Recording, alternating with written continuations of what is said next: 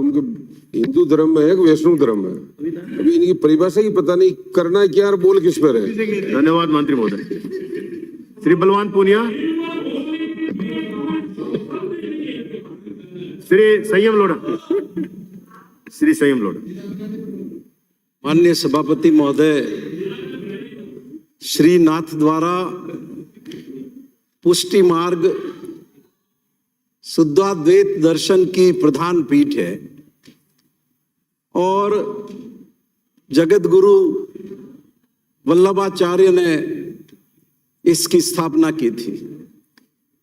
मैं आज माननीय सभापति महोदय नाथ द्वारा से जुड़े इस पावन प्रसंग बोलते हुए मेवाड़ के राजा राज सिंह का स्मरण करना चाहूंगा कि जिन्होंने उस वक्त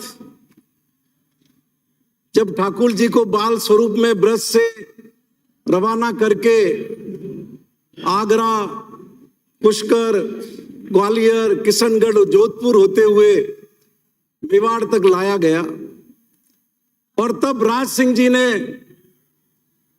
वो जगह प्रदान की, जमीन प्रदान की। माननीय सभापति महोदय, मुगल काल में अकबर की बीवी ताज बेगम तो ठाकुर जी की अनन्य भक्त थी और उन्होंने ठाकुर जी की सेवा में अनेक संपत्तियां दी, लेकिन औरंगजेब के आक्रमण के कारण बाल स्वरूप में ठाकुर जी को ब्रज से रथ में विराजित करके यहां लाया गया। माननीय सभापति महोदय,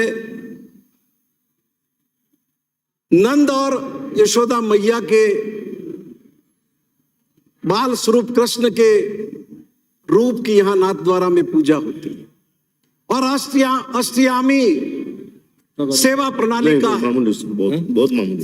सुबह मंगला, श्रृंगार, ग्वाल, राजयोग और शाम को उत्थापन, भोग, आरती, शयन, इसके माध्यम से श्रीनाथ जी में पूजा की प्रणाली है।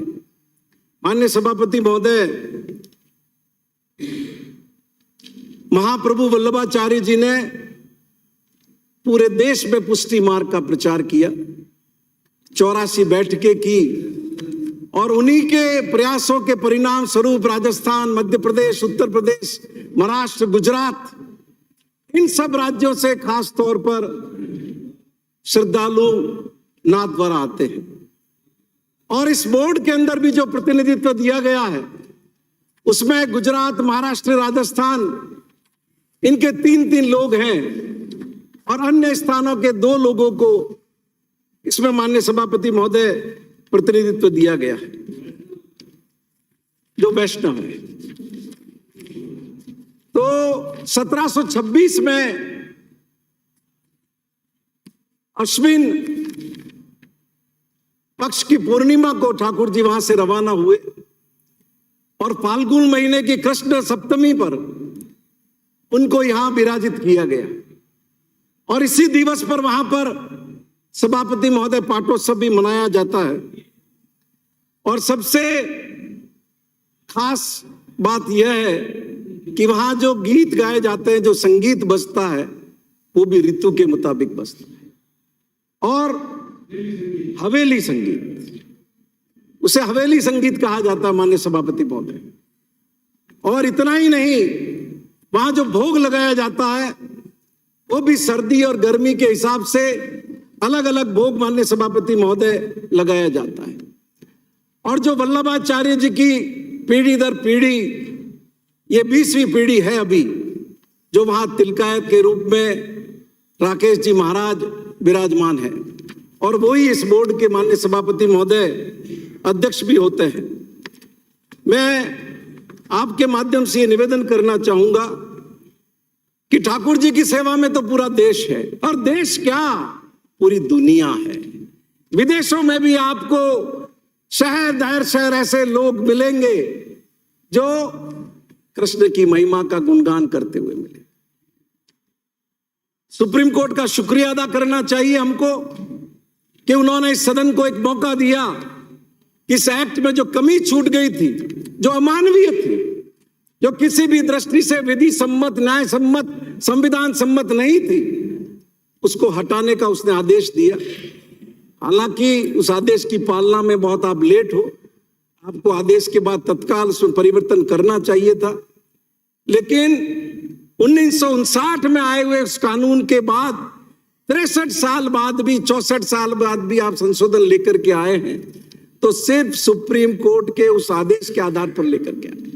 क्या इतने वर्षों में आपको ये महसूस नहीं हुआ कि इस एक्ट में कुछ और परिवर्तन किए जाने चाहिए थे? व्यवस्था को और अधिक प्रभावी करने के लिए संशोधनों की आवश्यकता थी। माननीय सभापति महोदय, सांवरिया जी का जो बोर्ड है उसमें सीईओ मेंबर सेक्रेटरी है बोर्ड का। क्या नाथद्वारा में ऐसा है? क्या देवस्थान विभाग का जो कमिश्नर है वो नाथद्वारा के इस बोर्ड के अंदर मेंबर है?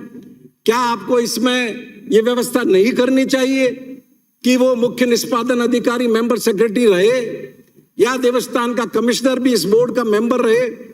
और माननीय सभापति महोदय, मैं निवेदन करूंगा कि जो मंडल की आय है नाथद्वारा की और जो व्यय है उसके बाद भी करोड़ों रुपए की राशि बोर्ड के पास बचती है।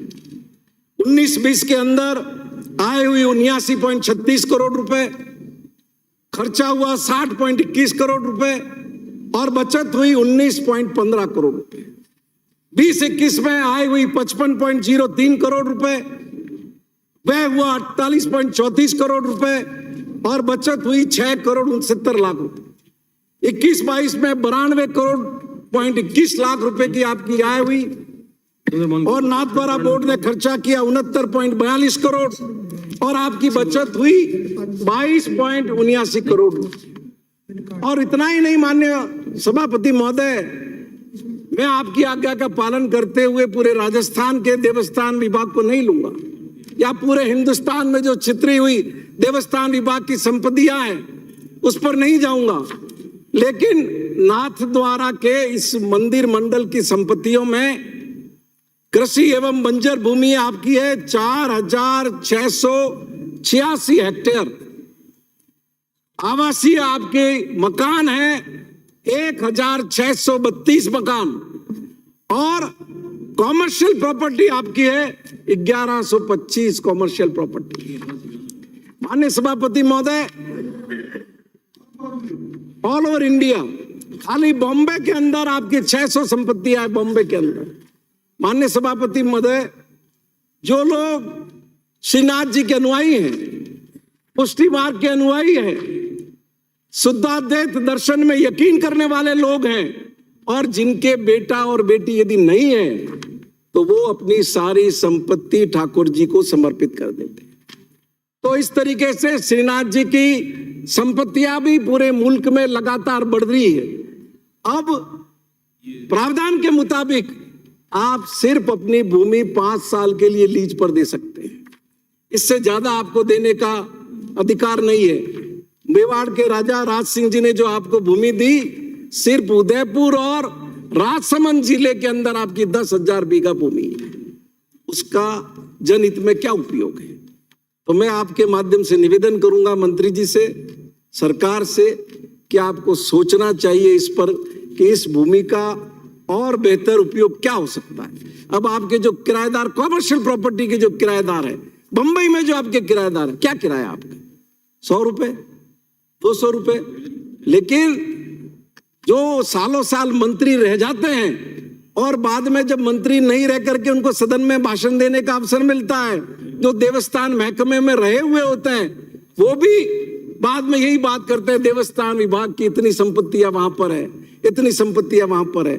तो आप जब एक गवर्नमेंट का रजिस्टर्ड ट्रस्ट चला रहे हैं तो संस्था की रेवेन्यू बढ़ाने का भी आपको प्रयास करना चाहिए। आज 100 और 200 रुपए के अंदर नाथद्वारा जैसे शहर में लोग आपकी कॉमर्शियल प्रॉपर्टी लेकर के किराए पर बैठे हैं, बंबई में आपके बैठे हुए हैं। इसलिए मैं आपके माध्यम से विनती करूंगा कि उस क्षेत्र के अंदर बहुत स्कोप है और विकास का भी बहुत स्कोप है, सोलर का भी बहुत स्कोप है, इसलिए आपको इस पर विचार करना चाहिए। और हजारों यात्री आते हैं, आपकी आप रेवेन्यू है, इसमें नगर पालिका का क्या शेयर है? हजार यात्रियों का गंदगी कौन उठाता है? उसकी सफाई कौन करता है? वो सारी व्यवस्था कौन देखता है? तो आपको इस ट्रस्ट की आय में नगर पालिका का भी शेयर तय करना चाहिए कि आपकी, जैसे आपकी आय हुई है अभी 92 करोड़ रुपए 21-22 में, तो ज्यादा नहीं तो 10% तो आप नगर पालिका का हिस्सा रखो, जिससे हजारों यात्रियों की सेवा के अंदर नगर पालिका अपना योगदान कर सके। मैं इससे इनकार नहीं करता कि समय समय पर नाथद्वारा टेम्पल बोर्ड ने, चाहे कोरोना का समय हो, अपनी ओर से सहयोग दिया है, चाहे मेडिकल कैंप्स हो उसमें अपना सहयोग दिया है, चाहे शिक्षा का प्रसार हो, नाथद्वारा प्रॉपर का नया स्कूल पिछले साल नाथद्वारा टेम्पल बोर्ड ने बना करके दिया है। और सबसे अच्छी बात उस टेम्पल बोर्ड की यह है कि वह शुद्धता का पूरा ध्यान रखा जाता है। आप ऐसे हजार सब लोग भी गए होंगे, ये बहुत अच्छी बात है और वहां की व्यवस्था प्रशंसनीय है। और मैं आपके माध्यम से बोर्ड को, वहां के सारे जो भी इसमें प्रत्यक्ष अप्रत्यक्ष अपना योगदान करते हैं उनको धन्यवाद भी दूंगा, लेकिन मंत्री जी से विनती करूंगा कि आपकी सरकार का आखिरी साल है, अब जब आपने संशोधन लाया ही है तो आप प्रयास करिए कि इसी सेशन के अंदर, बजट सत्र के अंदर आप और एक अमेंडमेंट बिल लेकर के आए जिसमें इन व्यवस्थाओं को सुनिश्चित करें। सीओ को भी मेंबर सेक्रेटरी आप बनाइए और बाकी तिलायत जी जो मुख्य वहां के हैं अध्यक्ष राकेश जी महाराज, उनसे मशवरा करके और बेहतर क्या किया जा सकता है उसका प्रयास करिए। आपने मुझे बोलने का मौका दिया, बहुत बहुत धन्यवाद।